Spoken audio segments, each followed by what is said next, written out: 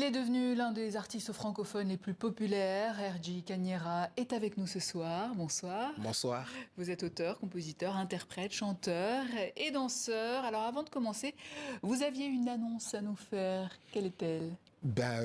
Déjà signaler que lorsque je lançais mon prochain single, c'est pas vraiment un single, c'est un son qui va annoncer mon EP.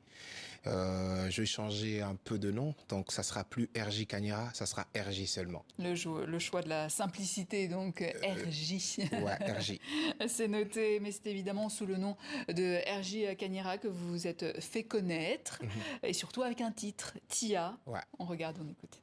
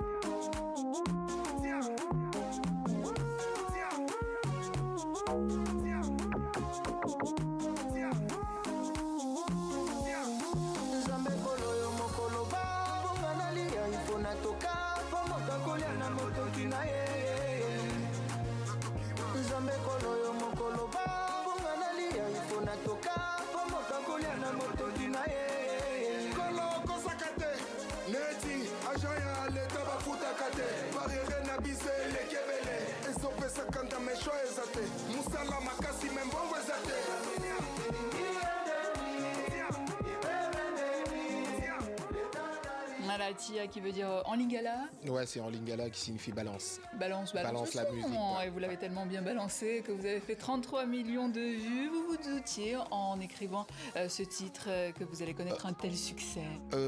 En termes de succès, je savais pas que ça allait donner ça. Moi, je suis un artiste, j'ai fait ma part. Et je pense qu'en tant que croyant, le reste, c'est Dieu. Mais après, c'est un son fort parce que même le message derrière, c'est pas seulement un son dansant, mais le message derrière, il est quand même fort. Parce que je suis en train de... Je trouve inconcevable qu'il y ait des travailleurs qui charbonnent sérieusement, mais à la fin de mois, ils ne sont pas payés. Et voilà, je suis en train de dire... C'est la réalité congolaise, ouais, on va dire. Africaine, je pense. Je pense que c'est beaucoup de pays en Afrique qui traversent cette couleur. Et voilà, alors je dis, DJ balance la musique, je vais m'endetter, l'État viendra payer à ma place. Parce que moi, j'ai travaillé, quoi. Alors, il y a Tia qui vous a fait connaître, mais vous êtes fait remarquer également en faisant la première partie de Fally Ipupa en novembre dernier. Qu'est-ce que vous avez ressenti à ce moment-là, ce jour-là? C'était un plaisir parce que... Déjà, à la base, je suis plus un artiste de scène que de studio. Et lorsque mon manager avait géré avec l'équipe de Fally Ipupa, que je salue en passant, lorsqu'il m'avait annoncé, pour moi, je m'étais dit, waouh, c'est un moment pour moi d'exploser. C'est des projecteurs que je cherche depuis très longtemps. Et voilà, sur scène, je me suis senti, moi, j'ai sauté dans tous les sens comme d'habitude. On dit de vous que vous êtes une bête de scène. Ouais, c'est pour ça que chez moi, on m'appelle le dragon, parce que paraît-il que je crache. Le dragon, le Jay-Z Luchois, vous avez beaucoup de surnoms. D'où ça vient tout ça? Le Jay-Z Luchois, parce que j'ai ramené le côté business dans la musique du Grand Katanga, parce que je dois quand même préciser que chez nous, en RDC, la musique est plus, entre guillemets, je précise, était plus respectée sur Kinshasa qu'en province. Et moi, je suis un artiste qui vit encore en province, dans le Grand Katanga, et j'ai amené ces côtés à la business. Je produis quand même des artistes et j'accompagne d'autres artistes. Donc voilà pourquoi on m'appelle le Jay-Z Luchois. Et en tant que chorégraphe aussi, parce que la danse, c'est important. Je pense que ça fait beaucoup de choses, ça fait sur beaucoup scène en moi. Et dans vos clips également. Oui, je suis danseur, chanteur, chorégraphe, ça fait quand même beaucoup. Et votre style musical, c'est le Toum Music? Ouais. Comment vous le définissez? Toum Music, déjà, je tiens à préciser que c'est un style que j'avais commencé il y a très longtemps. Oui. Mais derrière, ça prenait pas. Alors, je me suis dit, je dois payer mes factures.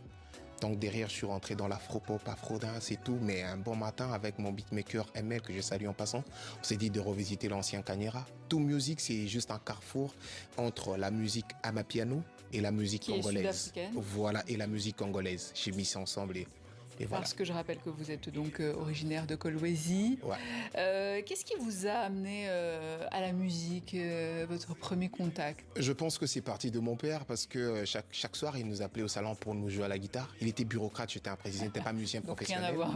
Non, rien à voir. Il avait juste une guitare, il nous appelait au salon, il jouait à chaque fois, il jouait quelques notes et tout. J'étais trop petit.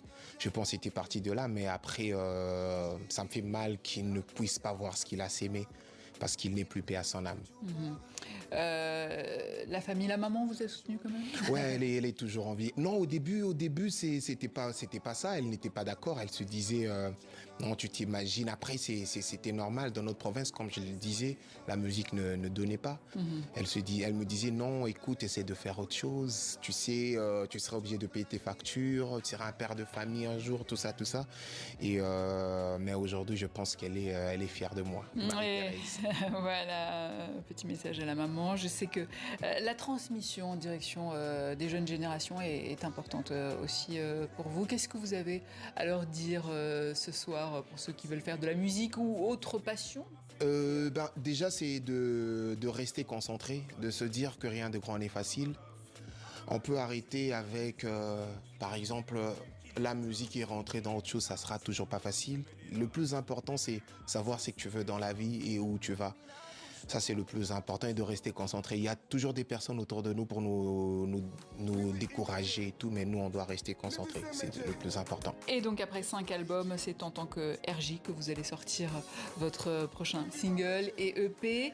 Ouais. Est-ce que vous pouvez nous en dire un petit peu plus? Est-ce qu'il y aura du tout musique?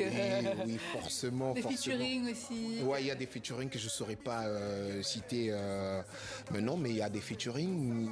Ça sera du tout musique je sais pas, moi je dirais à 70%. Et le reste, je vais essayer de mélanger d'autres styles. Et le premier son, le titre même qui va annoncer l'épée, je pense que je le lance l'extrait. Dans le challenge, je lance sur TikTok ce 21. Le 21 jour, juin. comme c'est la fête de la musique, je vais en profiter pour lancer le challenge. Et derrière... Quel sera le titre de... Léla. Léla. Ouais, qui signifie pleure. Pleure. Pourquoi? Ouais. Vous savez, c'est quand même triste ce qui est en train de se passer en Afrique en général. C'est qu'on a l'impression que ce qu'on nous a donné comme richesse nous apporte que des problèmes. Alors dans la chanson, je suis en train de demander à Dieu de venir récupérer tout ce qu'il nous a donné comme richesse. Et je rappelle aussi que vous êtes actuellement en tournée entre l'Afrique et l'Europe. Quelles sont vos prochaines dates? Déjà, je tiens à préciser que j'ai démarré le 4 mai. Le 4 mai, oui, voilà, ça tourne vite. Afrique, Europe. Mais bon, c'est le travail qu'on a choisi. Le prochain concert, ça sera le 22 à Reims. Le 26, Afro Fashion Up. Le 29, ça sera le festival Beat Festival à Rouen. Oui, je me souviens aussi. Et le 30 juin, je clôture avec le festival de Grillades en Russie. Et on va se quitter sur un autre tube, Trône featuring Kossi. Ouais. Merci RJ d'être passé. À moi de vous remercier. Dans nos locaux, bonne suite de tournée, j'ai envie de vous dire. Et quant à moi, je vous dis à demain. Trône.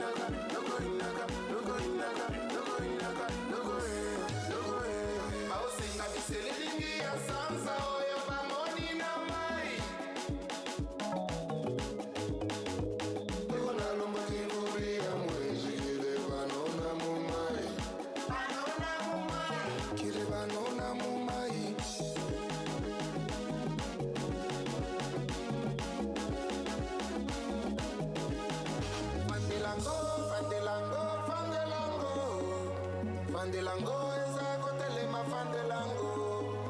Fandelango, fandelango.